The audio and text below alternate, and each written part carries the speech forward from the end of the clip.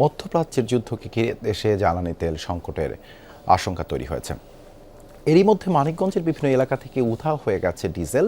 খোলা বাজার এমনকি পাম্পেও মিলছে না চাহিদা মতো তেল। এতে বোরো মৌসুমে জমি প্রস্তুত করা নিয়ে বিপাকে কৃষক।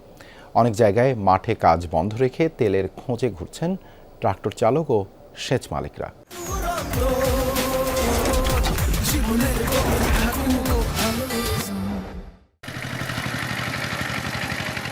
বোরো ধানের জন্য প্রস্তুত হচ্ছে জমি, কোথাও কোথাও ধান রোপণও শুরু হয়েছে। এরই মধ্যে জ্বালানি তেলের সংকট তৈরি হয় কৃষকের কপালে চিন্তার ভাঁজ। কারণ বোরো মৌসুমে ডিজেলের চাহিদা থাকে সবচেয়ে বেশি।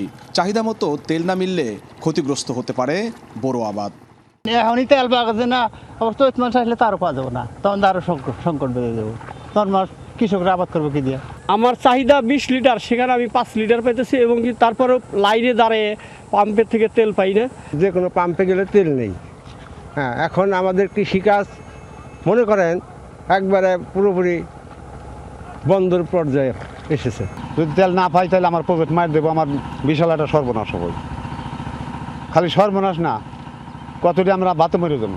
সংকটের অজুহাতে তেল বিক্রি বন্ধ রেখেছে খোলা বাজারের বেশিরভাগ ব্যবসায়ী। তাই ভিড় তেলের পাম্পগুলোতে।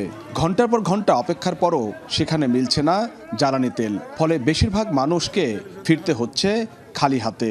স্থানীয়ভাবে কৃত্রিম সংকট তৈরির অভিযোগ করেছেন অনেকেই।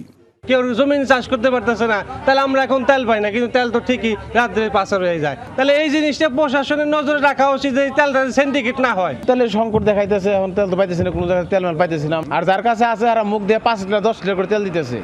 পাম্প কর্তৃপক্ষ বলছেন খোলা বাজারে তেল বিক্রি বন্ধ থাকায় পাম্পে হুমড়ি খেয়ে পড়ছে মানুষ। ডিপো থেকেও সরবরাহ কমিয়ে দেওয়া হয়েছে বলে জানান তারা। তেল ডিপোতে দিচ্ছে কম, এই কারণে আপনার তেল আনতে দেরি হচ্ছে। এই কারণে তেল জানছি আপনার বেচে শেষ করে দিচ্ছি। খোলা বাজারে অনেক তেল বিক্রি করতো, তারা এখন তেল বিক্রি করা বন্ধ করে দিছে। এই কারণেই সমস্ত লোক এসে পাম্পে চাপ সৃষ্টি করতেছে। তবে স্থানীয় প্রশাসন বলছে জ্বালানি সরবরাহ স্বাভাবিক রাখতে কাজ চলছে। কৃত্রিম সংকট তৈরি হলে ব্যবস্থা নেওয়ারও আশ্বাস দেওয়া হয়।